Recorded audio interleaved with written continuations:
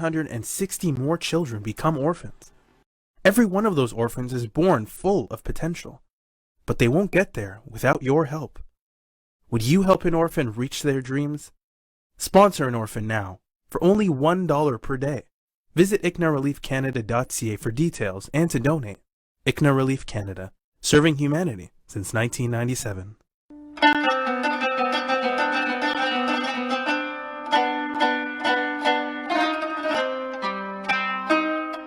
اعوذ باللہ من الشیطان الرجیم، بسم اللہ الرحمن الرحیم۔ ناظرین، قال علم کا آپ نے جو ہے وہ آج تفسیر انشاءاللہ تعالی جاوید اسلم صاحب سے آپ سنیں گے، اور قال علم کے اس سورے کے اندر بہت سارے موضوعات ہیں جو انشاءاللہ تعالی وہ تو آپ جاوید اسلم صاحب سے سنتے ہیں اور آج پھر سنیں گے۔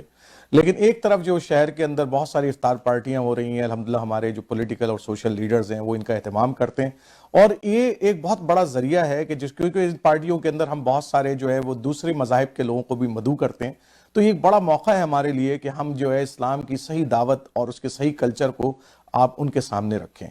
اور اس بات کا خیال رکھیں کہ جو اسلامی تقدس ہے اس کو جو ہے ہم پامال وہاں پر نہ کریں، بلکہ ہم ان کے شعار اللہ کا جو ہے خیال رکھیں، اور اپنے لباس سے اور اپنے زیب و تن سے ہم اس بات کی پوری عکاسی کریں کہ ہم ایک مسلمان ہیں، اور یہ ہمارے لیے بڑا اہم مہینہ ہے۔ اور اس مہینے کے اندر اگر ہم وہاں پر ان پارٹیوں کے اندر جو ہے وہ قرآن کے حوالے سے کوئی بات رکھ سکیں، یا اللہ کے دین کے حوالے سے، نبی کریم صلی اللہ علیہ وسلم کی حدیث کے حوالے سے کوئی بات رکھ سکیں، اور یقیناً رکھتے ہیں، بہت سارے لوگوں کو میں نے دیکھا ہے کہ وہ رکھتے بھی ہیں اور ان بات کا خیال رکھتے ہیں، تو بس اسی طرح توجہ دلانی تھی کہ ان پارٹیوں کو جو ہے وہ ہم دعوت کا ذریعہ بھی بنا سکتے ہیں۔ تو آئیے ہم 16ویں سپارے کی جو ہے تفسیر جاوید اسلم صاحب سے سنتے ہیں۔ الحمدللہ وکفا والصلاة والسلام علی عبادہ الذین اصطفیٰ، اما بعد فاعوذ باللہ من الشیطان الرجیم، بسم اللہ الرحمن الرحیم۔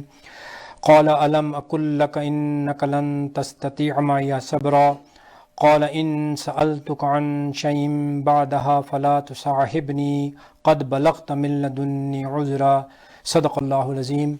رب اشرح لی صدری ویسر لی امری واحلل عقدۃ من لسانی یفقہوا قولی۔ اللہم ربنا الہمنا رشدنا وعذنا من شرور انفسنا، اللہم ربنا زدنا ایمانا وہدی وعلما نافعا وعملا صالحا ورزقا حلالا طیبا، اللہم ربنا تقبل منا صیامنا وقیامنا فإنک خیر المتقبلین، آمین یا رب العالمین۔ معزز ناظرین، السلام علیکم ورحمۃ اللہ وبرکاتہ۔ یہ قرآن مجید کا 16واں پارہ ہے جس کا انشاءاللہ ہم آج مطالعہ کریں گے۔ یہ قول علم کے نام سے موسوم ہے، اور اس کے اندر انشاءاللہ جو سورہ کہف کی 36 آیات جو بقیہ ہیں وہ انشاءاللہ اس کا ہم مختصراً مطالعہ کریں گے، اور پھر اس پارے کے اندر سورہ مریم مکمل اور سورہ طٰہٰ مکمل شامل ہیں، جن کی اہم مضامین کے انشاءاللہ کوشش کریں گے کہ ان کو ہم سمجھ سکیں۔ میں نے پہلے بھی ذکر کیا تھا کہ سورہ کہف میں اللہ تعالیٰ نے جو ایک اہم جو مضمون، جو اس کا مرکزی مضمون آپ کہہ لیجئے، وہ یہ ہے کہ انسان کی یہ جو حیات دنیا بھی ہے، یعنی یہ جو دنیا کی زندگی ہے، اللہ تعالیٰ نے اس کو ایک امتحانی زندگی قرار دیا ہے، اور اس امتحان کو اللہ تعالیٰ نے جو مشکل بنا دیا، وہ اس دنیا کے اندر مختلف قسم کی زینتیں، اس کے اندر مختلف قسم کی اٹریکشنز اور ٹیمپٹیشنز پیدا کرنے کے ذریعے سے اللہ تعالیٰ نے گویا کہ انسانوں کا امتحان لیا ہے۔ اور وہ جو واقعہ خاص طور پر حضرت موسیٰ علیہ السلام اور خضر علیہ السلام کا واقعہ ہے، کہ جس کے اندر وہ جو 3 واقعے ہوئے کہ جب وہ ایک کشتی میں سوار ہوئے تو حضرت خضر علیہ السلام نے اس کے اندر سوراخ کر دیا، پھر اب وہ آگے گئے ہیں تو وہ ایک بچے کو دیکھا اور اس کو قتل کر دیا، اور پھر اس سے آگے جب وہ ایک بستی میں پہنچے ہیں تو وہاں پہ ایک دیوار جو گر رہی تھی اس کو حضرت خضر علیہ السلام نے گویا کہ دوبارہ سے تعمیر کر دیا۔ اب موسیٰ علیہ السلام کی طبیعت چونکہ وہ ذرا جلالی انداز کی طبیعت تھی، ان سے صبر نہیں ہو سکا، اور انہوں نے چونکہ وعدہ کیا تھا کہ میں آپ کے سفر میں آپ سے کوئی سوال نہیں کروں گا، لیکن ہر مرتبہ جب وہ واقعہ ہوا تو حضرت موسیٰ علیہ السلام نے بار بار وہ سوال کر لیا۔ اور اصل میں اس تمام واقعے کے اندر جو اللہ تعالیٰ کی جو حکمت ہے وہ یہ ہے کہ انسان کسی بھی واقعے کے ساتھ، کسی بھی حادثے کے ساتھ انسان اس کی ظاہری چیز سے گویا کہ متاثر نہیں ہونا چاہیے۔ اس کے اندر جو حکمت ہے وہ صرف اللہ جانتا ہے۔ ہو سکتا ہے کہ کوئی چیز جو ہمیں بری لگ رہی ہو اس میں اللہ تعالیٰ نے ہمارے لیے کوئی اچھائی رکھی ہو، یا ہو سکتا ہے کہ ہم کسی چیز کو اچھا جان رہے ہوں جو ہمیں محبوب ہو، لیکن ہو سکتا ہے اس کے اندر اللہ تعالیٰ نے ہمارے لیے کوئی ایسی مشکل چیز یا کوئی برائی کا پہلو رکھا ہو، اور یہ بالکل وہی چیز ہے کہ وہ سورہ بقرہ میں جو اللہ تعالیٰ نے بیان فرمائی تھی، وَعَسَىٰ أَن تَكْرَهُوا شَيْئًا وَهُوَ خَيْرٌ لَكُمْ، ہو سکتا ہے کوئی چیز تم کو ناپسند ہو لیکن اللہ تعالیٰ نے اس کے اندر تمہارے لیے کوئی خیر رکھا ہو، وَعَسَىٰ أَن تُحِبُّوا شَيْئًا، اور ہو سکتا ہے کوئی چیز تمہیں محبوب ہو لیکن اللہ تعالیٰ نے وَهُوَ شَرٌّ لَكُمْ، ہو سکتا ہے کہ اللہ تعالیٰ نے اس کے اندر تمہارے لیے کوئی شر، کوئی اس کے اندر کوئی برا پہلو ہو اس کا، وَأَنْتُمْ لَا تَعْلَمُونَ وَاللَّهُ أَعْلَمُ وَأَنْتُمْ لَا تَعْلَمُونَ، اللہ تعالیٰ جانتا ہے، تم نہیں اس کو جانتے۔ تو یہ ہے وہ جو اصل حکمت ہے کہ ہم جو بھی واقعات رونما ہو رہے ہیں ان سے ہم اس طرح سے متاثر نہ ہو جائیں یا ان کا اثر اس طرح سے نہ لیں کہ انسان ان کو صحیح معنی میں پہچان نہ سکے، اور اصل میں یہ چیز ہے کہ اللہ تعالیٰ کی رضا میں راضی رہنے کی جو ایک کیفیت ہے وہ انسان کے اندر پیدا ہونی چاہیے۔ اور پھر یہ جو واقعہ ہوا ہے اس کے اندر جو بھی حضرت خضر علیہ السلام نے جو بھی وہ چیزیں کی تھیں اس کو وہ منسوب کر رہے ہیں اللہ تعالیٰ کی طرف، گویا کہ یہ انہوں نے اپنی طرف سے نہیں کیا تھا۔ اس کو وہ فرما رہے ہیں کہ وَمَا فَعَلْتُهُ عَنْ أَمْرِي، کہ جو کچھ بھی میں نے کیا، وہ کشتی میں اگر سوار کر دیا، اور جو کشتی میں جو ہم سوار ہوئے تھے اس میں سوراخ کیا تھا تو یہ اللہ کے حکم سے کیا تھا، یہ کوئی اپنی مرضی سے نہیں کیا تھا۔ ذَلِكَ تَعْوِيلُ مَا لَمْ تَسْتَطِعْ عَلَيْهِ صَبْرًا، یہ ان چیزوں کی تعویل یعنی ان چیزوں کا جواب تھا کہ جس کے اوپر حضرت موسیٰ علیہ السلام صبر نہیں کر سکے تھے،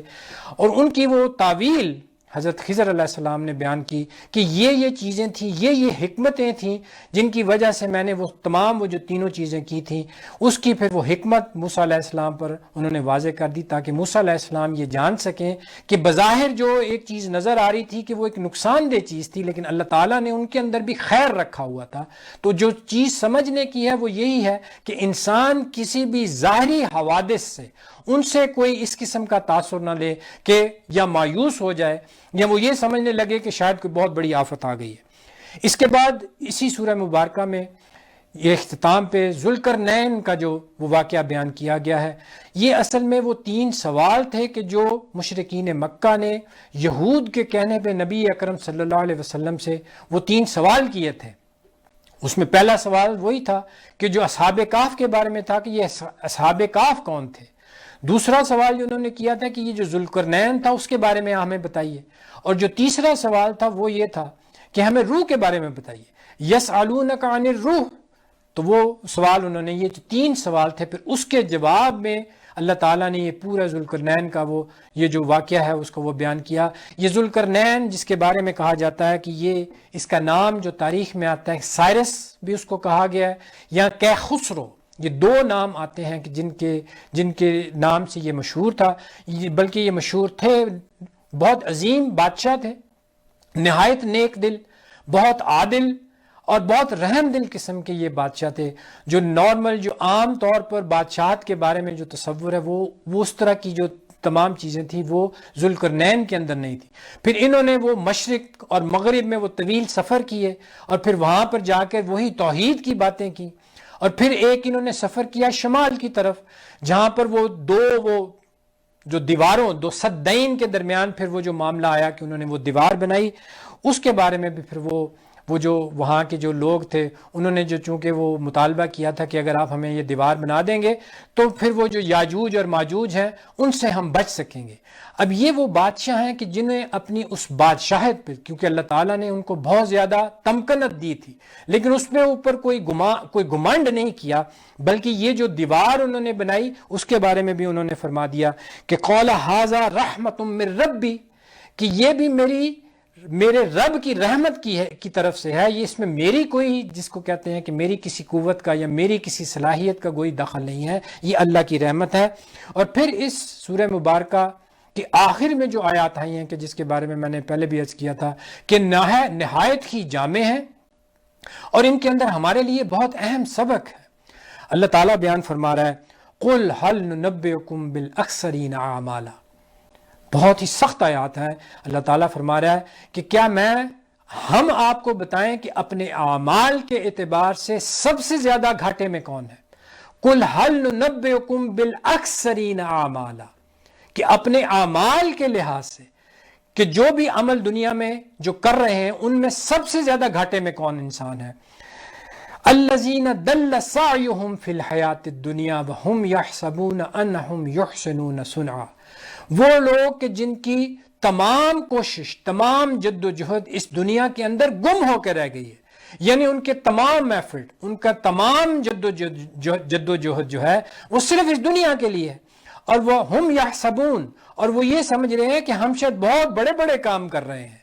تو یہ جو ذہنیت ہے کہ انسان سمجھتا ہے کہ اس دنیا کے اندر وہ پھل پھول رہا ہے اور اس دنیا کے لیے اس کی تمام محنت ہے اور آخرت کے لیے بالکل کوئی محنت نہ ہو، اللہ تعالیٰ اس کو یہ فرما رہا ہے کہ قُلْ هَلْ نُنَبِّئُكُمْ بِالْأَخْسَرِينَ أَعْمَالًا، ان کے اعمال جو تمام کے تمام اس دنیا کے لیے ہیں، وہ اللہ تعالیٰ فرما رہا ہے کہ یہ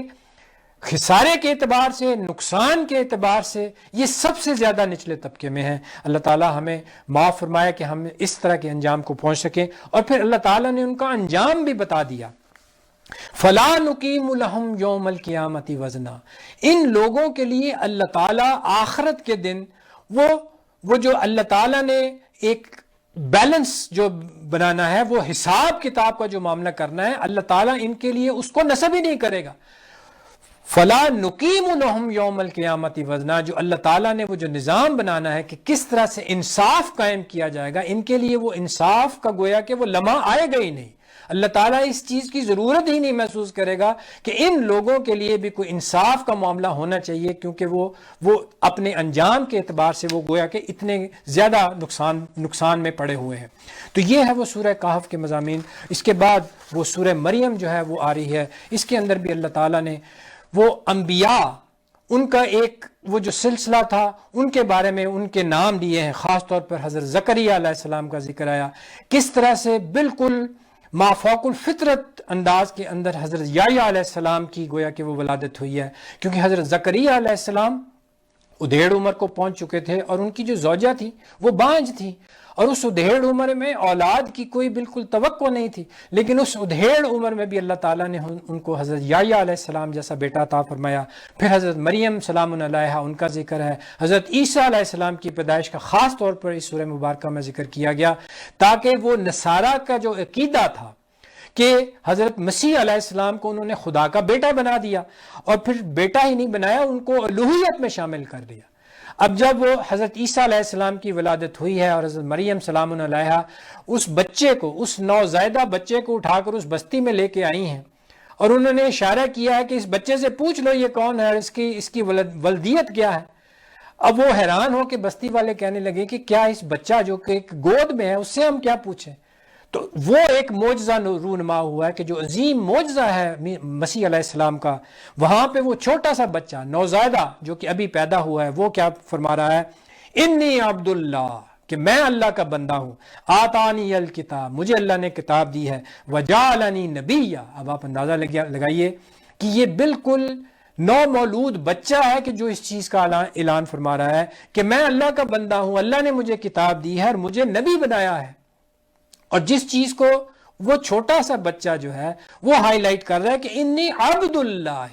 اس نے یہ نہیں کہا کہ میں کوئی الہ ہوں یا میں خدا کا بیٹا ہوں، اس نے کہا میں اللہ کا بندہ ہوں، میں اللہ کا غلام ہوں۔ یہ گویا کہ اس چھوٹے سے بچے نے اس بستی والوں کے سامنے اعلان کیا ہے۔ اور پھر اس سورہ مبارکہ کے اندر وہی حضرت ابراہیم علیہ السلام کا بڑا تفصیل کے ساتھ ذکر آیا ہے، خاص طور پر جو انہوں نے تبلیغ کی ہے اپنے والد کو۔ ایک بیٹا، ایک سہل نوجوان اپنے والد کو تبلیغ کر رہا ہے۔ وہ ہم نے حضرت نوح علیہ السلام کے بارے میں پڑھا تھا کہ کس طرح سے نوح علیہ السلام نے اپنے بیٹے کو بلایا تھا کہ اس کشتی میں آ جاؤ، لیکن اس نے انکار کر دیا تھا۔ لیکن یہاں معاملہ الٹ ہے کہ ایک سال نوجوان اپنے والد کو وہ گویا کہ نصیحت کر رہا ہے کہ یہ جو آپ نے یہ ساری تماثیل، یہ جو ساری صورتیں بنائی ہیں، بت بنائے ہیں، یہ کیا ہے، ان کی آپ عبادت کرتے ہیں۔ بڑے پیارے الفاظ ہیں، اذ قال لأبیہ، اپنے والد کو انہوں نے کہا، لم تعبدوا ما لا يسمع ولا يبصر ولا يغني عنك شيئا، کہ یہ کیا چیزیں ہیں کہ جن کی آپ بندگی کرتے ہیں، نہ یہ سن سکتے ہیں، نہ یہ دیکھ سکتے ہیں، اور نہ یہ کسی قسم کی مدد کر سکتے ہیں. تو ایسی چیز کو پوجنا، ایسی چیزوں کی بندگی کرنا، نہ سننے والی ہے، نہ دیکھنے والی ہے، نہ کوئی فائدہ پہنچا سکتی ہیں، اور پھر نہایت ہی پیارے انداز یہ ہے وہ کسی کو نصیحت کرنا، اور پھر باپ کی جو ان کی ایک عزت ہے اس کو بھی ملحوظ رکھنا. آپ دیکھیے خطاب کس طرح کیا جا رہا ہے، یا ابتی، اے میرے پیارے باپ، اے میرے والد، یا ابتی لا تعبد الشیطان. اب دیکھیے یہ بیٹا کہہ رہا ہے. اب اگر ہم اپنا اس سے موازنہ کریں تو ہمارے اس معاشرے میں ہم دیکھتے ہیں کہ ہمارے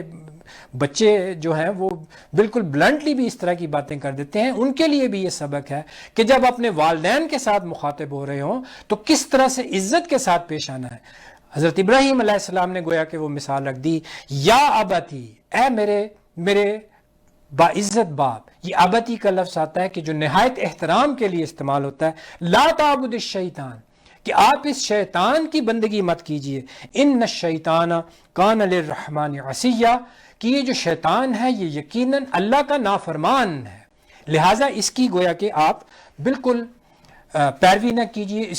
اس کی گویا کہ آپ نے اس کو فالو نہیں کرنا. تو یہ ہے وہ نصیحت. اور پھر یقیناً اس کے بعد تو جو وہ معاملہ ہوا کہ حضرت ابراہیم کے والد نے حضرت ابراہیم علیہ السلام کو گھر سے بھی نکال دیا، اور پھر ان کو ابراہیم علیہ السلام کو پھر اپنا ملک بھی چھوڑنا پڑا. یہ یقیناً یہ مشکلات تو آتی ہیں، یہ ساری چیزیں تو یہ اس حق کی تبلیغ کے اندر یہ ساری چیزیں آتی ہیں. اور اس کے اندر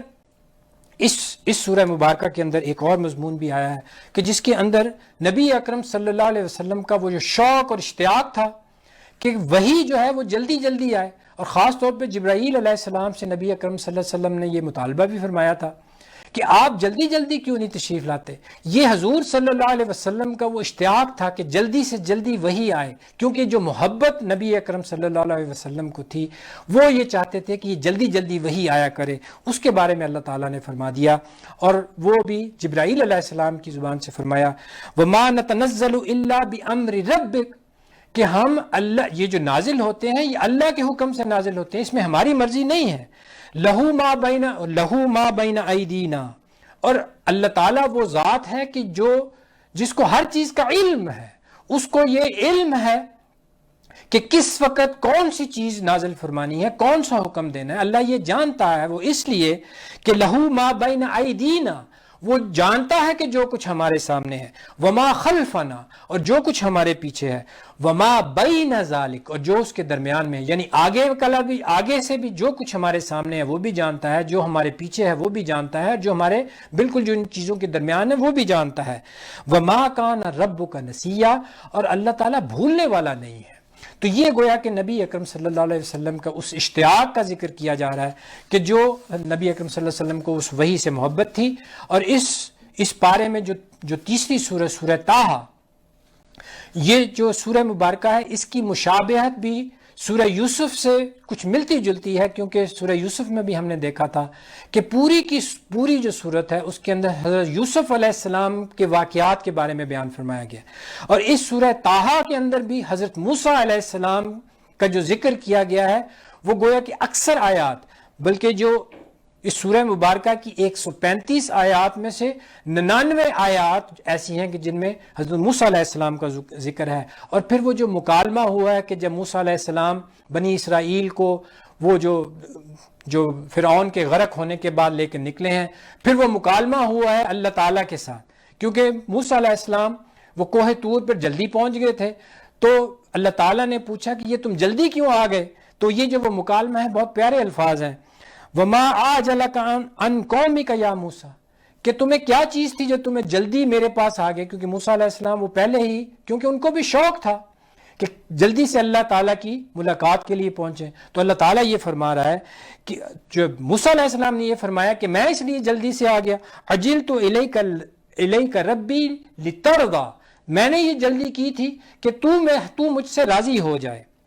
اس کا نقصان کیا ہوا کہ موسیٰ علیہ السلام تو جلدی وہاں پہ تشریف لے آئے صرف اللہ تعالیٰ کی ملاقات کے لیے، اللہ تعالیٰ سے گویا کہ وہ مکالمے کے لیے، لیکن اس جو ان کی قوم تھی اس کو اللہ تعالیٰ نے پیچھے سے گویا کہ وہ فتنے میں ڈال دیا, آزمائش میں ڈال دیا. فَإِنَّا قَدْ فَتَنَّ قَوْمَكَ مِن بَعْدِكَ, اللہ تعالیٰ فرما رہا ہے کہ ہم نے ان کو گویا کہ امتحان میں ڈال دیا.